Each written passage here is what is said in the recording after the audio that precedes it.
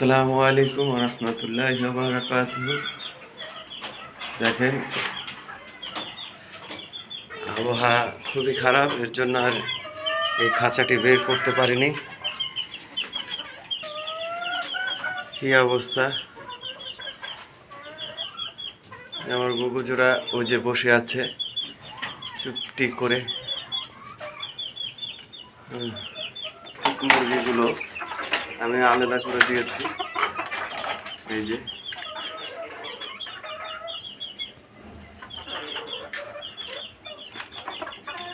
আলাদা করে দিয়েছি।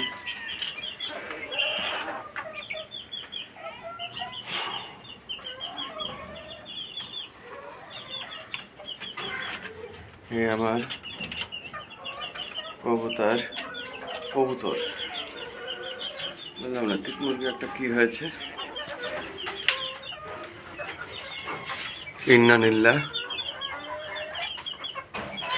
হায় হায়। আমার 4টির ভিতরে একটি তিতের বাচ্চা এই যে মারা গেছে, দেখেছেন? আরে 4টি বাচ্চা ছিল, 4টি বাচ্চা এনেছিলাম, তার ভিতরে একটি মারা গেছে। কালকেও দেখলাম সুস্থ। এরকম বাচ্চা আমার অনেক মারা যায়, অনেক বাচ্চা মারা যায়। এই যে যেমন ধরেন এগুলোর বাচ্চা, এগুলোর আনছিলাম 4টা, একটা নাই।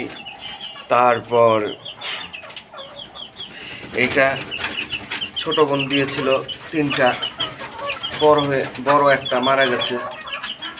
আবার টাইগার মুরগি আনছিলাম, সেইটা হচ্ছে 4টা টাইগার আনছিলাম বাচ্চা, 4টাই শেষ।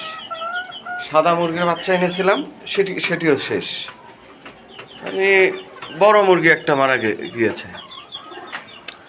কি যে বলবো ভাই, আর ভাল লাগে না। মানে এইভাবে যদি একটার পরে একটা যদি ইয়ে হইতে থাকে, কত বড় একটা মুরগি সেটা সেদিন মারা গেল।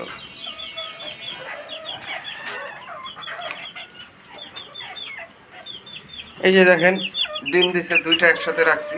আমার অপরাধ, 2টা একসাথে রাখার কারণে ওই যে ডিম একটা, একজনে আরেকজনের ডিম বাইঙ্গা ইয়ে করে ফেলছে। যে কি যে আমার এই যে ইয়ের ভিতরে, মানে আমি যে পর্যন্ত আমার এই জায়গাটায় আমার মুরগিগুলো ট্রান্সফার না করতে পারবো, সে পর্যন্ত আমার একটা পরে একটা ক্ষতি হবেই। এই যে দেখেন কত চড়াই পাখি আসে, এখানে ওদের জন্য খাবার দিয়ে রাখি, চড়াই ঘুঘু। সকালে ওরা আসে, এসে খাওয়া দাওয়া করে যায়। আমার খুব খারাপ লাগতেছে যে আমার এই মুরগির বাচ্চাটা মারা গেছে, যে খুব খারাপ লাগতেছে। হঠাৎ করে মারা গেল, সকালে তো দেখলাম না। না, ফালাই দিব, আমি দিব না। খুব খারাপ লাগতেছে না, বলো? এখন এই অবস্থা, চড়াই পাখিগুলো আসতে ভয় পাচ্ছে, কারণ এখানে ইয়া করা যায় না। আমার আর ইয়া হয় না, মুরগিগুলো এভাবে যদি একটা করে এই পর্যন্ত না হইলেও 8-10টা মুরগি মারা গেছে। এই যে আমার মোরগটা সারাক্ষণ কক করতে থাকে। আচ্ছা দেখি আম্মু, এখন আজকের মতন বিদায়। সবাই ভালো থাকবেন, সুস্থ থাকবেন।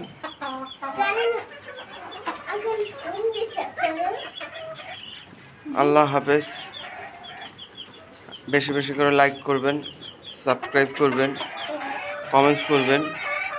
যেন কিভাবে আমার এই ছোট্ট মিনি ফার্মটা আমি একটু আস্তে আস্তে বড় করতে পারি। সবাই আমাকে কমেন্টস করে জানাবেন। আল্লাহ হাফেজ।